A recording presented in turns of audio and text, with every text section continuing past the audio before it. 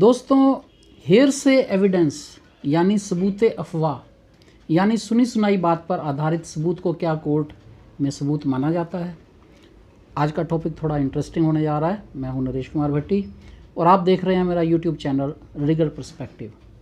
जिन लोगों ने मेरा चैनल अभी तक सब्सक्राइब नहीं किया है उनसे रिक्वेस्ट है कृपया सब्सक्राइब कर लें और बेल आइकॉन को भी पुश कर दें ताकि मेरे आने वाले वीडियोस को आप लगातार अपने नोटिफिकेशन के ज़रिए प्राप्त करते रहें। दोस्तों, कानून के अंतर्गत यानी कानून को आधार मानकर अदालत में फैसले किए जाते हैं, लेकिन कुछ केसेस में अदालत के फैसले इतने असरदार, इतने ज़बरदस्त होते हैं कि उन फैसलों पर आधारित कानून बन जाते हैं। आज हेयर से एविडेंस का कंसेप्ट मैं आप लोगों से डिस्कस करूंगा और ऐसे ही एक ज़बरदस्त केस की मैं बात भी आपसे करूंगा। लेकिन उससे पहले मैं आपको ये बता दूं कि हेयर से एविडेंस आखिर होता क्या है। मैं आपको एग्जाम्पलीफाई करके बताता हूं। अगर अदालत के अंदर एक व्यक्ति गवाह के तौर पर प्रोड्यूस किया जाता है और वह अपने स्टेटमेंट में कोर्ट में बताता है कि मिस्टर ए रात को 4 बजे मेरे सामने बैंक की दीवार फांद कर घुसे थे और ये बात मेरे पिताजी ने मुझे बताई है, तो अब कोर्ट कहती है कि ये स्टेटमेंट आपका डायरेक्ट स्टेटमेंट नहीं है, ये तो आपने पिताजी से सुना, इसलिए आप कोर्ट को बता रहे हो। इसलिए अंडर इंडियन एविडेंस एक्ट ये हेयर से एविडेंस ट्रीट किया जाएगा और इसको कोर्ट मान्यता नहीं देती है। लेकिन क्या कुछ ऐसे हेयर से एविडेंस होते हैं जिनको कोर्ट मान्यता देती है? उसके कुछ एक्सेप्शंस हैं। लेकिन एक्सेप्शंस और ये कंसेप्ट ये कहाँ से निकला और कितना फ़र्क आया और कितना इस कंसेप्ट को तरक्की मिली, इसको बहुत अच्छे तरीके से एलैबोरेट किया गया, मैं उस केस के बारे में आपको बताऊंगा जो कि बहुत एक इंटरेस्टिंग केस रहा है। तो बात 1905 की है, जब हमारे देश में ब्रिटिश राज था। भावर स्टेट के राजा राजेंद्र नारायण की मृत्यु हो चुकी थी और उनके 3 पुत्र बालिग थे। बीच वाले पुत्र का नाम रमेंद्र नारायण था। वैसे तो खैर तीनों भाई ही थोड़ा बहुत अयाश प्रवृत्ति के थे, लेकिन जो बीच वाले पुत्र रमेंद्र सिंह थे वो अयाश प्रवृत्ति के होते हुए भी अपने उन किसानों को बहुत पसंद थे जो कि रमेंद्र नारायण सिंह के किराएदार की हैसियत से रहते थे। क्योंकि साहब बहुत भावर स्टेट बहुत लंबी चौड़ी स्टेट थी, तकरीबन बताते हैं 1500 किलोमीटर के अंदर फैली हुई थी और 5 लाख के करीब उनके फार्मर्स टेनेंट थे जो कि आसपास के गांव में रहते थे। लेकिन साहब 1905 में हुआ क्या कि जो रमेंद्र नारायण सिंह थे इनको सिफिलिस की बीमारी हो गई और 1909 में वह अपनी पत्नी विभावती, एक पत्नी के भाई और एक डॉक्टर के साथ दार्जिलिंग चले गए अपना इलाज कराने के लिए। वहाँ से कुछ दिनों के बाद खबर आई कि रमेंद्र नारायण सिंह की भी डेथ हो गई है और उनका क्रियाक्रम उनकी पत्नी, उनके भाई वगैरह ने वहीं दार्जिलिंग में ही कर दिया। तो साहब बात आई गई होगी। इस दौरान अगले कुछ 1-2 सालों में रमेंद्र सिंह के दोनों भाइयों की भी डेथ हो गई। अब कहानी में ट्विस्ट आया 1920 के अंदर, तकरीबन 12 साल के बाद, जब एक सन्यासी भावर स्टेट में ही एक सड़क के किनारे आकर बैठ गया। लोगों को उस सन्यासी और राजा रमेंद्र सिंह में बड़ी समानताएं नज़र आनी शुरू हो गई। जब लोगों ने जोर देकर सन्यासी से पूछा कि आप कौन है, अपने बारे में बताइए, तो सन्यासी ने मान लिया आखिर कि मैं ही रमेंद्र सिंह हूँ। तो जो पब्लिक थी उन्होंने ये पूछा कि आप इतने सालों तक कहाँ रहे और आपने इतने सालों तक आपने ये बताने क्यों नहीं आए और अब आप वापस क्यों आए हैं?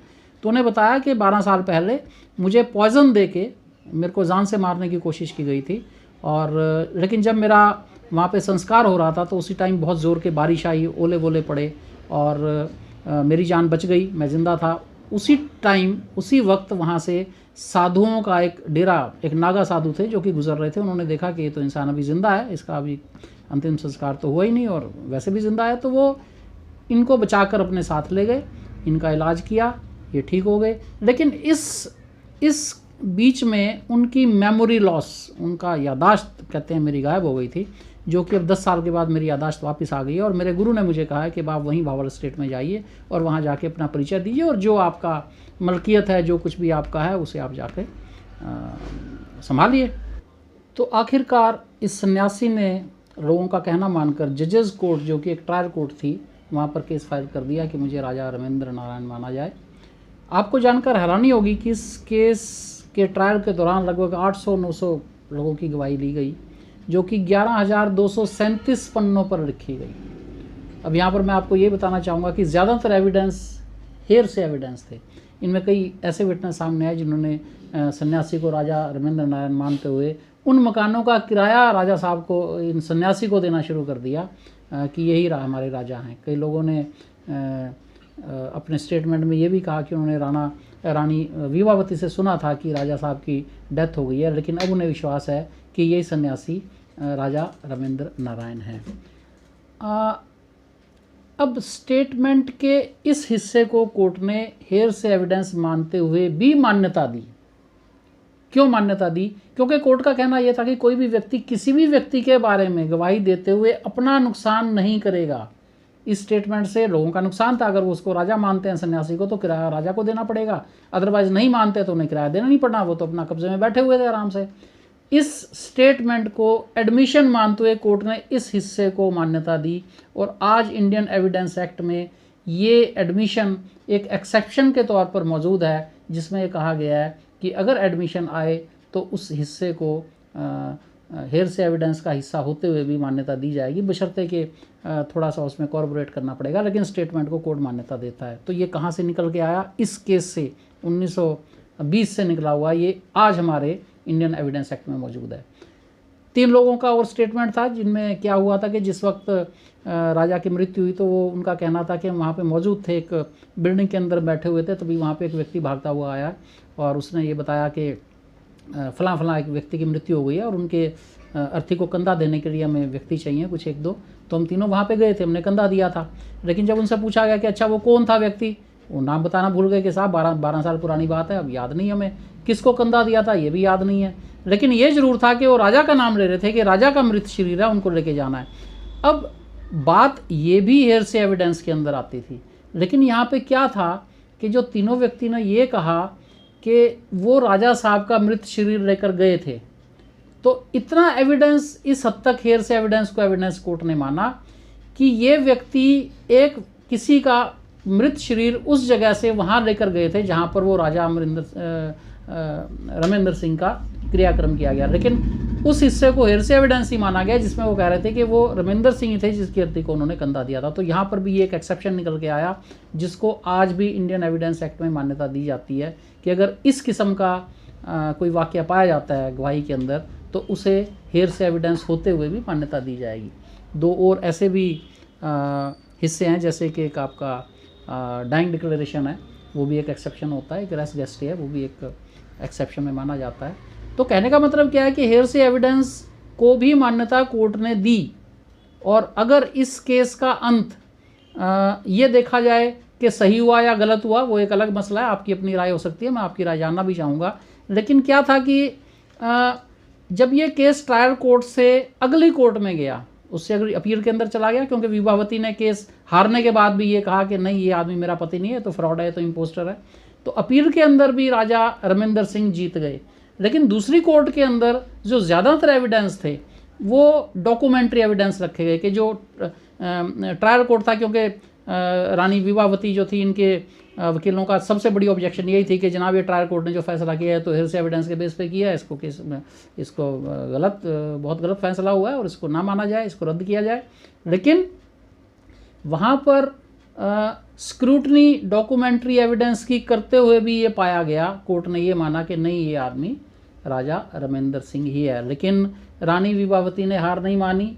उन दिनों हाउस ऑफ लॉर्ड्स जो था वो लंदन में होता था, उन्होंने लंदन में जाके special leave to application, special leave to appeal file की।